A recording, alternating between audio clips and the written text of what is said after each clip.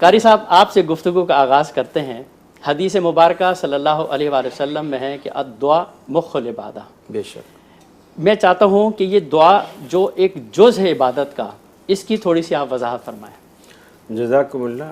مخ جو ہے وہ بلکہ جز نہیں ہے، وہ اصل مغز ہے۔ اصل مغز ہے۔ یعنی اب نلی نہاری کھائیں اور وہ ہماری پلیٹ میں ہڈی ڈال دے اور مغز خود نکال کے اپنے پاس رکھ لے تو ہم بولیں گے اس کا کوئی فائدہ نہیں ہے۔ کیا بات ہے۔ تو اصل گویا اللہ کے رسول نے جو فرمایا کہ الدعاء مخ العبادہ، کہ گویا عبادت کے اندر سے دعا نکال دو تو پھر تمہاری عبادت خالی خول ہے۔ اللہ اکبر۔ اس کا اصل مغز ہی دعا ہے۔ اچھا، اسی طرح رسول اکرم صلی اللہ علیہ وسلم نے ایک اور روایت میں آپ نے فرمایا الدعاء هو العبادہ، کہ دعا ہی اصل عبادت ہے۔ گویا عبادت ہماری دعاؤں سے خالی نہیں ہونی ہو سکتی۔ تیسری جگہ آپ نے فرمایا الدعاء سلاح المؤمن، دعا مومن کا ہتھیار ہے۔ اللہ اکبر۔ جس طرح ایک مجاہد کہیں جہاد کے لیے اترتا ہے اور وہ بغیر ہتھیار کے ہو تو وہ سہما سہما سا، ڈرا ڈرا سا، یار میرے سامنے دشمن آئے گا تو میں کیسے لڑوں گا۔ بالکل۔ تو دعا اس کو سہارا دیتی ہے کہ تیرے پاس اتنی بڑی طاقت اور قوت ہے جو دنیا میں کسی کے پاس نہیں ہے۔ اور یہی وجہ ہے کہ اس ہتھیار کو رحمت عالم صلی اللہ علیہ وسلم نے اپنی زندگی میں قدم قدم پر استعمال کیا۔ آپ جب بھی کبھی دکھی ہوتے آپ وضو فرماتے، نماز کے لیے 2 رکعتیں پڑھتے، اور کبھی کبھی آپ بلال سے کہتے اے بلال ارحنا بالصلاۃ، ہمیں نماز کے ذریعے ہمیں ٹھنڈا کرو، اللہ نماز میری آنکھوں کی ٹھنڈک ہے۔ اس میں وہ جو دعائیں اور اللہ سے جس طرح کہا گیا کہ الصلاۃ معراج المؤمنین، دعا میں جو اللہ سے ہم کلام ہونا ہے تو آدمی اپنا دکھڑا رب کو سنا دیتا ہے، اپنے مالک کو سنا دیتا ہے۔ اسی لیے کہا گیا کہ جتنا بندہ سجدے میں اللہ کے قریب ہوتا ہے کسی اور حالت میں اتنا اللہ کے قریب نہیں ہو ہوتا ہے۔ سکتا۔ بالکل۔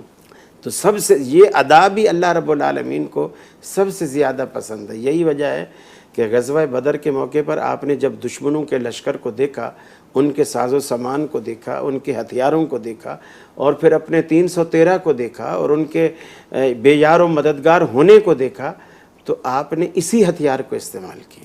آپ سجدے میں گرے، اللہ رب العالمین سے دعائیں کی، اور اس لجاجت سے اور اس رقت سے کی، اور کہ اے اللہ اگر تو نے آج ان کی مدد نہ کی، ظاہر بات ہے تو نے مجھے آخری رسول بنا کے بھیجا ہے، بے شک میرے بعد رسالت اور نبوت کے یہ دروازے بند ہیں، اگر یہ لوگ یہیں کام آ گئے اور تو نے ان کی مدد نہ کی تو پھر قیامت تک یہ ایک مان تھا کہ قیامت تک پھر تیرا نام لینے والا کوئی نہ ہوگا۔ اللہ اکبر۔ چنانچہ اللہ رب العالمین نے قرآن پاک میں فرمایا انزل جنودا لم تروها، اللہ نے پھر ان کی نصرت کو ایسے ایسے لشکر اتارے اے صحابہ کی جماعت جن کو تمہاری نظریں دیکھنے سے قاصر تھی، اللہ نے وہ لشکر اتارے۔